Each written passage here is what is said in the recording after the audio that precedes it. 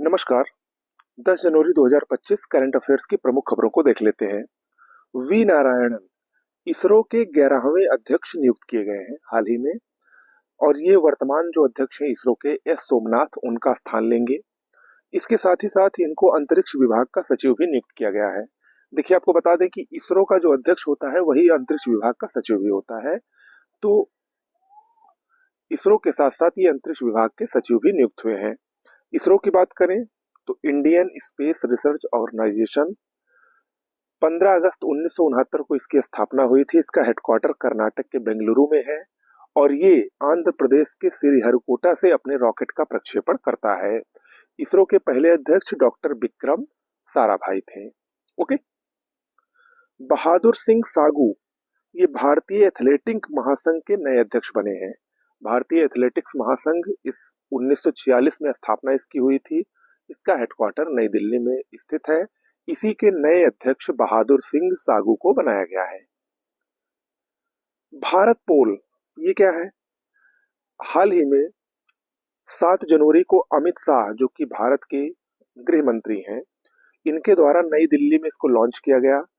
Crime करके दूसरे देश में भागने वालों को पकड़ने के लिए एक पोर्टल है जिसको लॉन्च किया गया है। सीबीआई के द्वारा इसको विकसित किया गया है। इंटरपोल जो कि अंतर्राष्ट्रीय पुलिस आयोग है, इसके द्वारा सहायता प्रदान की जाएगी। क्राइम करके जो दूसरे देश में भाग जाते हैं उन अपराधियों को पकड़ने के लिए, उसी के लिए भारत पोल नामक पोर्टल को लॉन्च किया गया है। इंटरपोल की जहां तक बात है तो 1923 में इसकी स्थापना हुई थी। इंटरपोल का मतलब है अंतर्राष्ट्रीय पुलिस आयोग। ऑस्ट्रिया के वियना में इसकी स्थापना हुई थी, लेकिन इसका मुख्यालय फ्रांस के लियोन में स्थित है। ओके। राष्ट्रीय सांख्यिकी कार्यालय एनएसओ ने हाल ही में एक अनुमान जारी किया है जिसमें उसने बताया है कि 2024-25 के लिए भारत की जीडीपी वृद्धि दर 6.5% रहने का अनुमान है, ऐसा एनएसओ ने बताया है। ठीक है। वहीं 2023-24 में 8.2% थी, यानी इस बार की जो भारत की जीडीपी वृद्धि दर है वो पिछले वर्ष के मुकाबले कम रहेगी। ओके। कृषि क्षेत्र की बात करें तो कृषि क्षेत्र में 3.8% की वृद्धि का अनुमान है। 2023-24 में 1.4% ही थी, यानी कृषि क्षेत्र में वृद्धि हुई है पिछले वर्ष के मुकाबले में।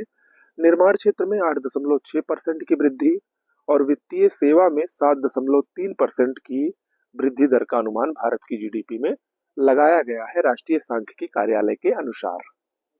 ठीक है।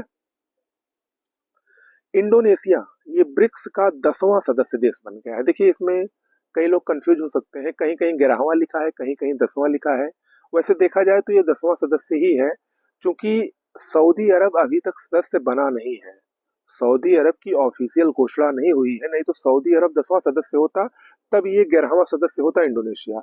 लेकिन चूंकि अभी सऊदी अरब ब्रिक्स का सदस्य नहीं है, तो अभी ब्रिक्स में कुल 9 ही सदस्य देश है वर्तमान में, और अब इंडोनेशिया के शामिल हो जाने से कुल ब्रिक्स में जो सदस्य देशों की संख्या है वो 10 पहुंच गई है। ओके। ब्राजील जो कि 2025 में ब्रिक्स की अध्यक्षता कर रहा है, उसके द्वारा हाल ही में आधिकारिक घोषणा जारी की गई। इंडोनेशिया, आपको बता दें, इंडोनेशिया जो है वो दक्षिण पूर्व एशिया में स्थित विश्व का सबसे बड़ा मुस्लिम जनसंख्या वाला देश है, जो कि अब ब्रिक्स में शामिल हो गया है। ब्रिक्स की बात करें तो 2006 में इसकी स्थापना हुई थी। जब 2006 में इसकी स्थापना हुई थी तो इसकी स्थापना इंडिया, चाइना, ब्राजील और रसिया ने मिलकर की थी, 4 देशों ने। तब इसको ब्रिक के नाम से जाना जाता था। 2010 में जब साउथ अफ्रीका शामिल हो गया तब इसको ब्रिक्स कहा जाने लगा। 2024 में मिस्र, संयुक्त अरब अमीरात, ईरान और इथोपिया शामिल हुए, और अब 2025 में इंडोनेशिया शामिल हुआ है, यानी कुल 10 देश अब ब्रिक्स में वर्तमान में सदस्य हैं। ओके। तो आज के करंट अफेयर्स में इतना ही। बहुत बहुत धन्यवाद।